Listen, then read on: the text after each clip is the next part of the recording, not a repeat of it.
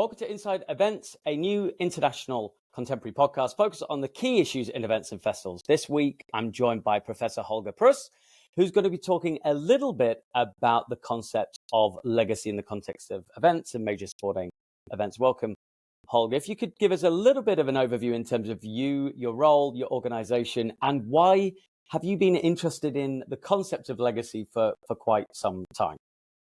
Yes, thank you for inviting me. I'm very happy to talk to all of you, and I hope the next minutes will be very interesting to all of you. Okay, so you asked me, who am I? As you said already, I'm professor at the Johannes Gutenberg-Universität in Mainz, and there I do event research and in particular legacy research for almost 20 years now.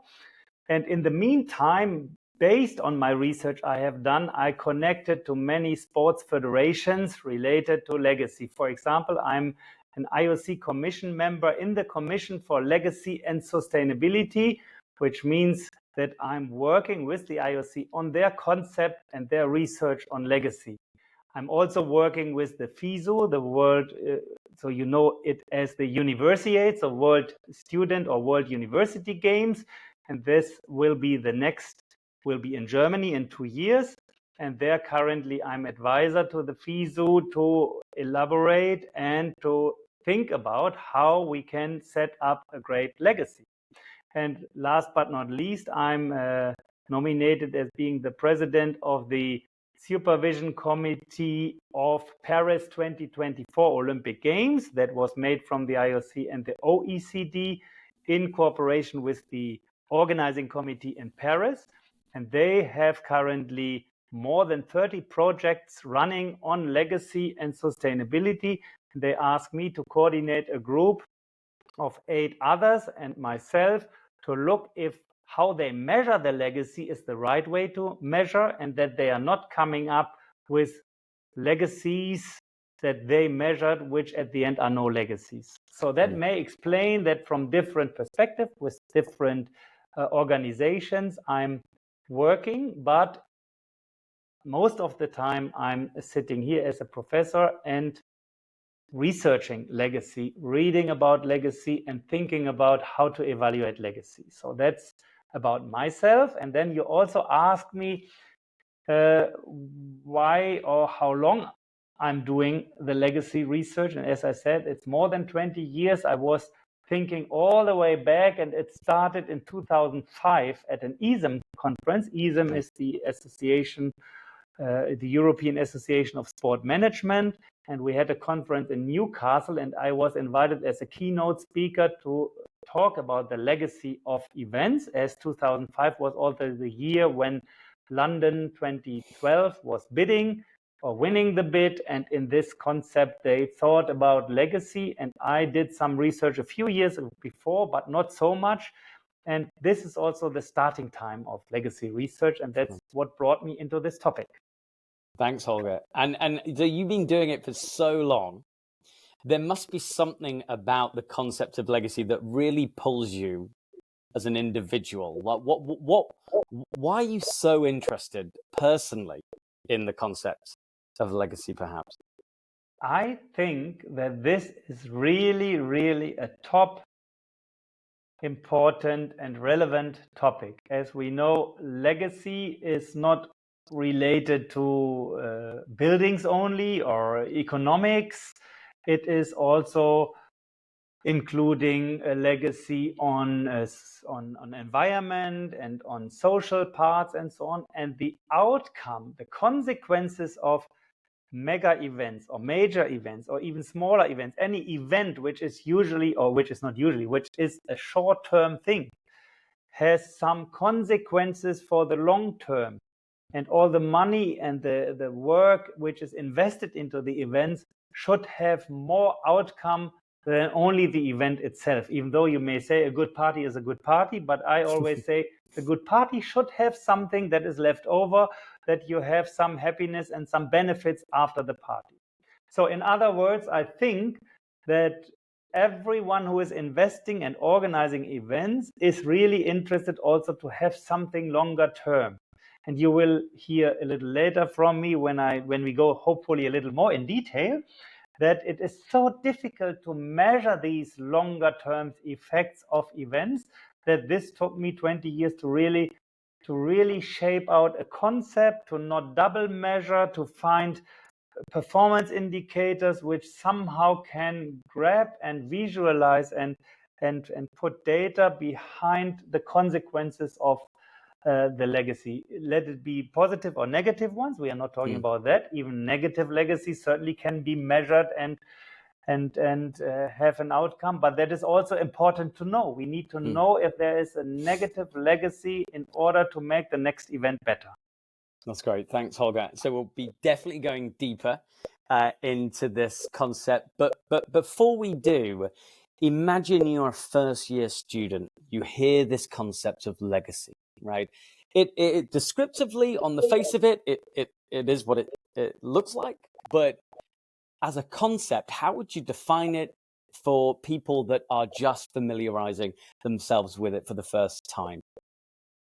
Yeah, I would say the first point to understand is that a legacy is not only that what is left after the event. A legacy starts already with the planning and the vision of an event, and a legacy can only be planned and be hopefully positive when that what you plan with an event fits to your city or to your location. So first step is have a vision and see if your vision with the event fits to the existing structures. So this is how I always start to explain my first years, to not only think, okay, legacy starts when the event is over, and then let's have a look what is left over.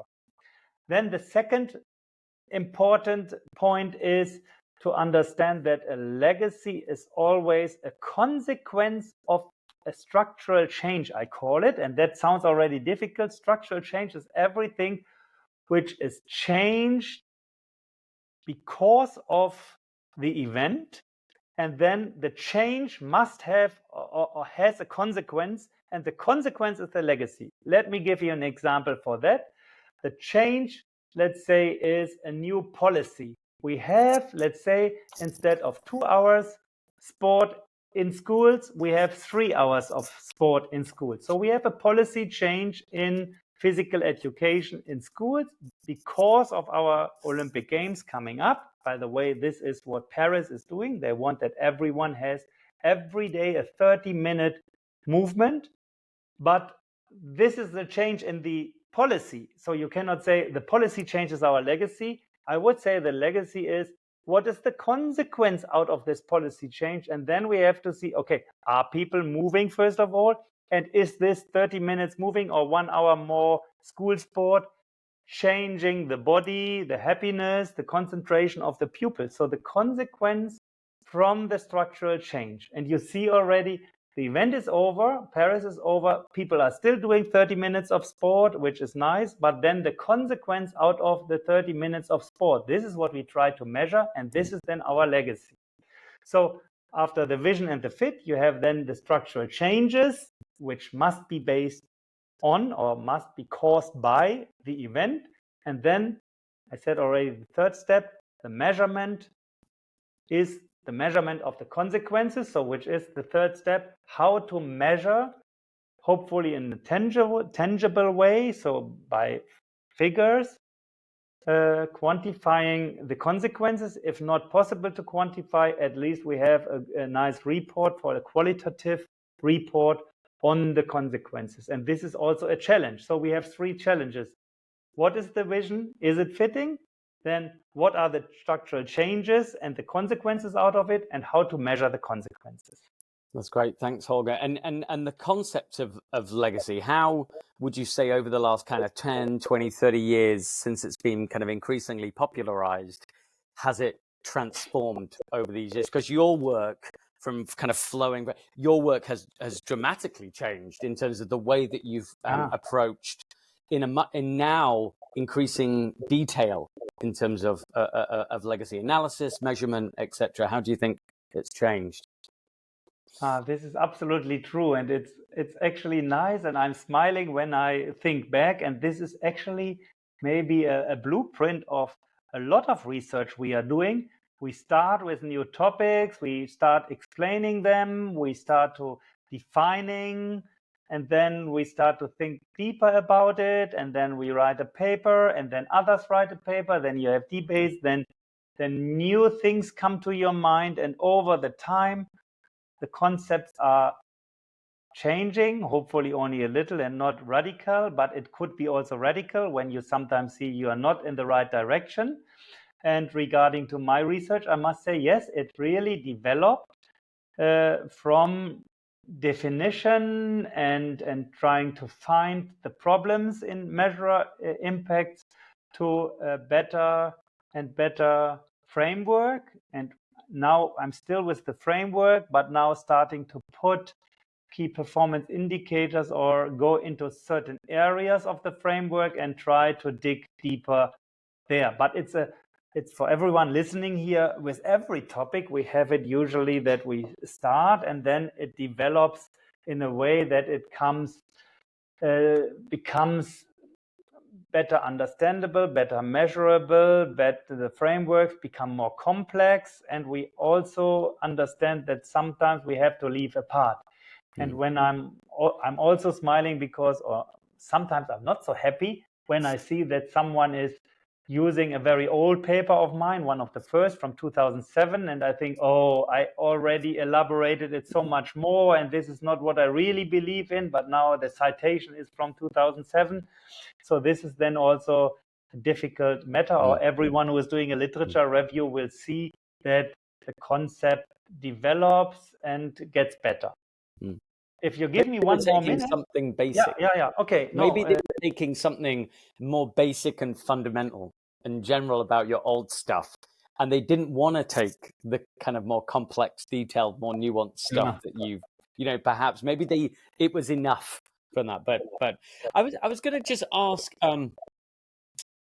when we hear people, and including on these InsideEvents podcasts, talk about the idea of getting rid of the Olympic Games or major events, they see them as fundamentally incompatible with our society, with our mode of sustainable development that we want to project forward, and that the Olympics wants to project forward. What do you say perhaps back to these people, and how do you defend it perhaps in terms of the legacy outcomes that they're unaware of or that would be lost if we didn't have these events?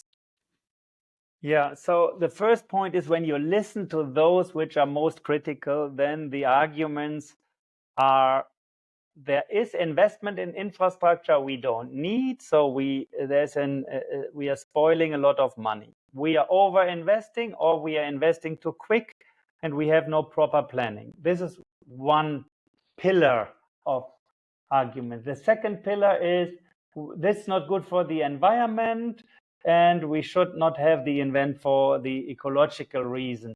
And the third is we look at those groups, and they are definitely existing, which are negatively affected as they are moved away from their housing, or the poor ones do not benefit, or there will be no social housing because we have an Olympic Village for the middle class and the housing is for others. So this kind of arguments, and that's already explaining what I tell them then is, first of all, as I said before, yes, it's true. If we have not the right fit or not the right vision, we invest into something where money shouldn't be invested. So what I use of the example, when you go in one direction and you get a push from the side, you may not go quicker into the direction you want to develop. So when the city has a certain development at the path, the best is if I get the push from the back, then I develop quicker. But the push should not be too big, because then I cannot manage all the energy I get and then I fall over.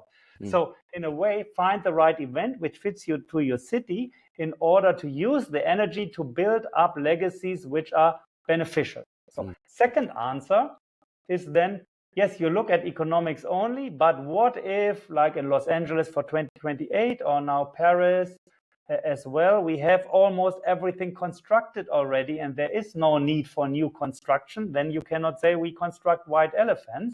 And there are many other legacies, soft legacies, human development, intellectual property, social development, policies, and so on.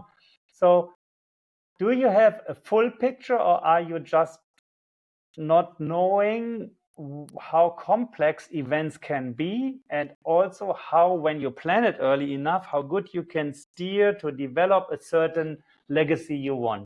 And regarding the environment, which is true, never ever an event can be positive for the environment, as we always have to move people and to do some action.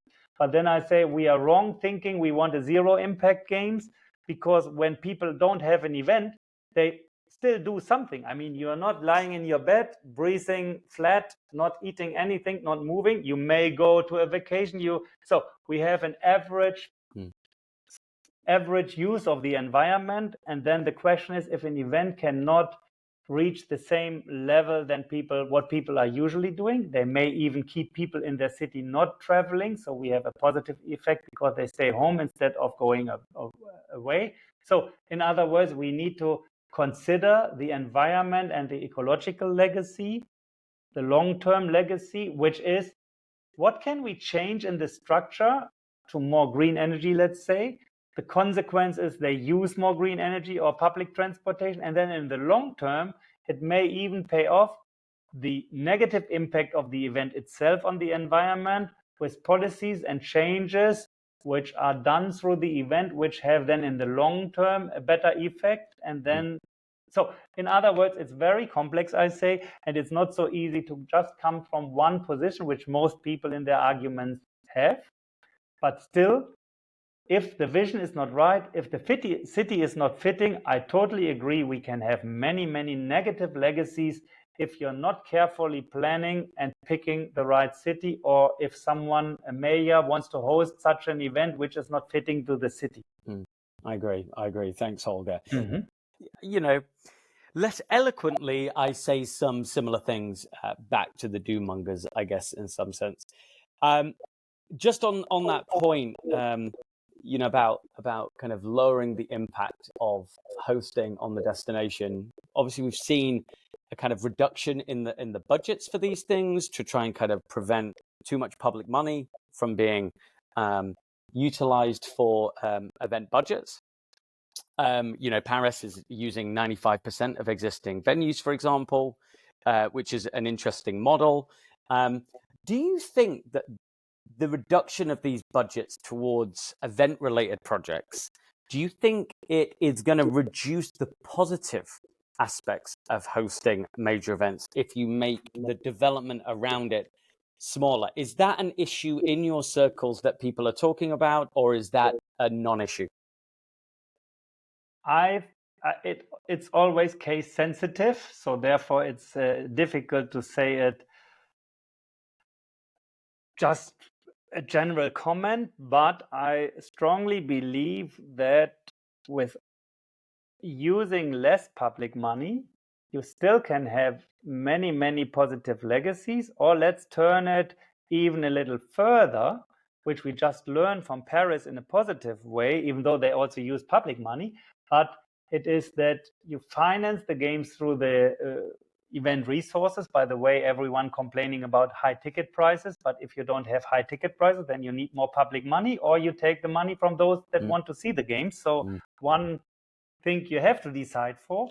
But here, a very interesting case is that the government said, we give you another, I think it's 43 million to develop social projects around the games, which are not necessary for the games, which are not needed for the games, but we want to use the energy of the games to better install this project. So a project which you usually could not finance with 500,000, because of the games and the energy of the games, it works with 500,000. The government gives it, let's say, a project to make people more moving, or to transform cities with activity parks in every city in France. So usually that has nothing to do with the Olympic Games, but the games initiated that, and that should be public money, or in general, I would say public money should only be invested if a positive legacy is the outcome, which is wanted by the majority of the population.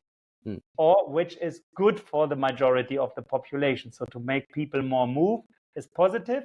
So therefore, think about how can we use the games, which is hopefully more privately organized and financed, and then use the public money for those effects and legacies which are good for the population, which we wouldn't achieve without having Olympic Games. And then you are very successful, and then you can use the Olympic Games energy also when you are not putting too much public money and investments in hard and bricks and mortar, in hard infrastructure, and you use it more for the soft, positive legacies, even though we don't know if they are at the end successful or not. And that's back to my initial point. We need performance indicators to see if we have a positive impact, hopefully. That's really useful. Thanks, Holger. And in some sense, by using more public money for social projects, then that kind of slightly rebuts the question over using public money to solve social issues that could have been done without the event in the first place, because that's one of the central arguments that I always find from critics. Say, well, we could have just used this money to tackle child trafficking or socioeconomic deprivation or something like that. Anyway, so that's interesting. I love your use of metaphor. It's really useful in the classroom, but also for this, I'll use one as well, which is, in some sense, I think we're going to still look back, even though we've made a huge amount of progress in legacy studies and evaluation and metrics and KPIs and all that. We're still going to look back in 30 years and go, what were we doing? Hopefully, that would be a good sign of social progress, I suspect. Just like explorers used to think that the world was flat, so they operated their boats thinking that that was the case, and then they found out that it was round. And so in some sense, I kind of use that analogy to think about the way in which we think about the impact and legacies of events. Like, I think that it's a huge ontological and epistemological question, and therefore methodological question as to how to capture the benefits of these things. I think we're just so really still at the early stages. The psychic and motivational value of hosting these things on people's job performance at work, for example, or the way in which volunteer programs can increase, and there is some scant evidence of volunteer programs increasing people's likelihood to support other social projects in their community. Well, you can't measure that so easy. That's very, very difficult. That is very longitudinal. Right through to, we just published a paper in Tourism Management looking at 70 years of post-Stoke Mandeville Games, right through to the birth of the Paralympic movement, the Commission, the symbiotic relationship between the Paralympics and the UN Accords on accessibility, inclusivity, and disability. Essentially, you can draw a dotted line that illustrates that if it wasn't for these types of sport events, that you wouldn't have had so much social progress at a national and international level when it comes to these key concepts around disability, inclusivity. Do you think, so therefore the question is, do you think that we are still missing a longitudinal meta event understanding of what these things are doing for us in society more generally, as we have partially evidenced with 70 years of analysis when it comes to disability and Paralympics and that sort of thing?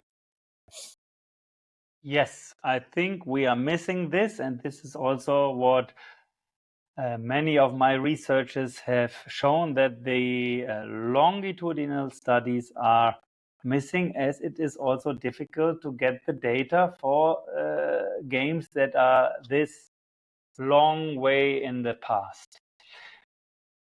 I still think that we have to be case sensitive. So a longitudinal study would mean I look at the Tokyo Games now, and then I look at the Tokyo Games in 5 years, in 10 years, in 15 years, and I'm not going into the trap which some of the researchers, that's what I believe, in some of the topics are doing, that they are comparing the games and say the legacy of the Olympic Games in general is from games to games, and I see connections between the games, as every games is in such a unique environment with different finances and different social needs and different structures of the city, that you cannot just say because Paris has 95% of their facilities constructed and then Los Angeles has 100%, then the future will be 100%. And then we go to Brisbane and we see it's only 83%, but they have a good reason that they say, we are such a growing area that we need these infrastructures. So therefore, longitudinal studies should look at the games which were staged and the structural changes and the consequences out of the changes in a longer term in order to detect the true legacy. And then it becomes very difficult because after some time there are other impacts in the same area which may make a result more important or less important. And that's why there is also at the end a limit of what we really can show. So let's take Olympic Games and we have a tourism impact, and then we see after the games there's 2% more tourism, which means 2% more employment in the tourism sector, blah, blah, blah. But then we have another event coming, and then we don't know after the third year, was it from the next event or was it from the first event, or what really changed our tourism? So you could say then, okay, the entire change in tourism facilities is based on our event strategy as we had many events. But then I say there were not only sport events, there was also other things which impacted the structure of a city in terms of tourism. So that makes it so difficult to have these studies. But for certain cases and certain very unique changes the Olympic Games made, I believe that we can see this long-term or longitudinal studies or data collections can show this. But these are individual cases based to a certain culture for a certain time, but we can get a more complete picture on that. And by the way, we are always talking about the positive only. The same counts for negative legacies, so negative consequences for structural changes. And that should also be measured in order to learn and to avoid them for next events. That's great.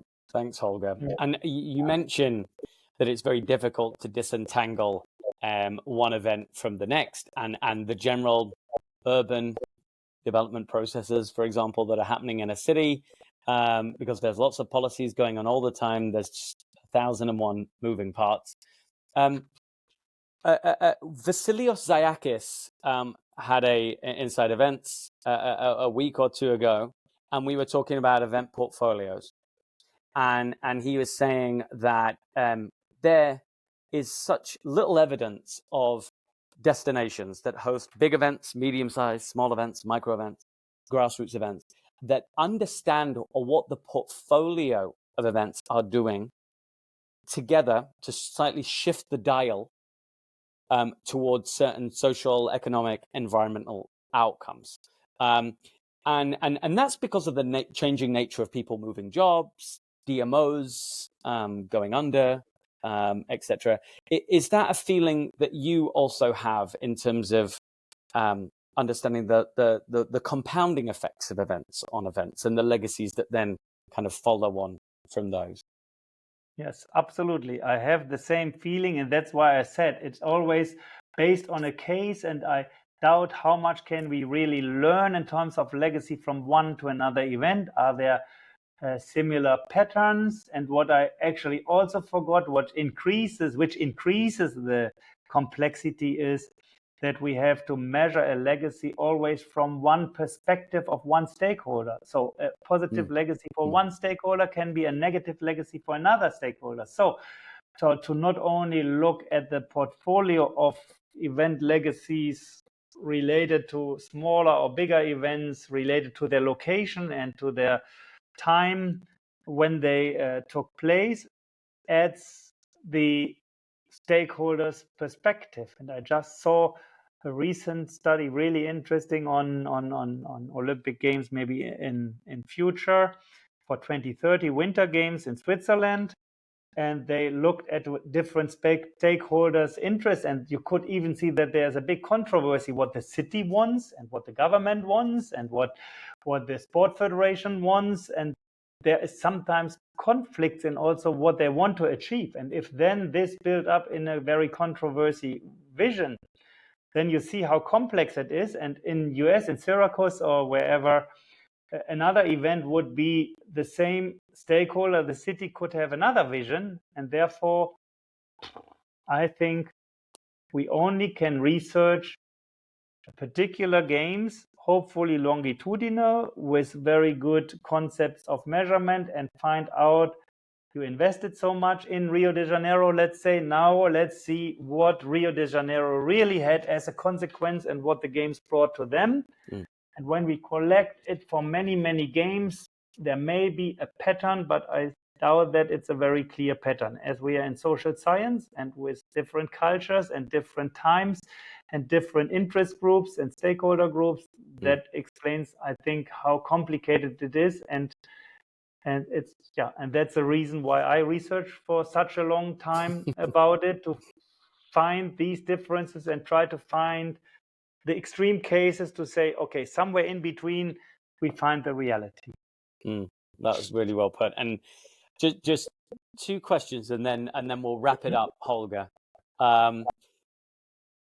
Ethics and moral philosophy, like obviously kind of we've got the three key branches. We've got virtue, deontology, and the consequentialism. And all of those have absolutely different implications for the way in which we understand legacy, but also why we host events and what their purpose is in society. Do you think that I remember seeing when I was doing my PhD, people were talking about that there were some people that were advocating that there just has to be some casualties for hosting these things, and take a more kind of perhaps utilitarian perspective on it. Is that a perspective that you take, or do you take a different perspective? Do you think that they're just not everyone is ever going to win? You know, everyone's got their own perspective on these things, but it's just about minimizing the damage, the net damage, and maximizing the net positive. What do you think about that? My personal view on it, and I just was part of the team that developed the German national strategy on applying or on major sport events. So how Germany, and we have many countries doing that, can attract events, and what should be the target for the government when we are attracting events. And you are exactly asking a very important question. And the outcome, so to say, was that I developed a kind of event balance scorecard, by the way, not published yet or any paper on that, which at least as far as I know, which has the idea that there are certain aims a government wants when it comes to events. And then we have different events, but not every event can reaching a certain legacy or outcome.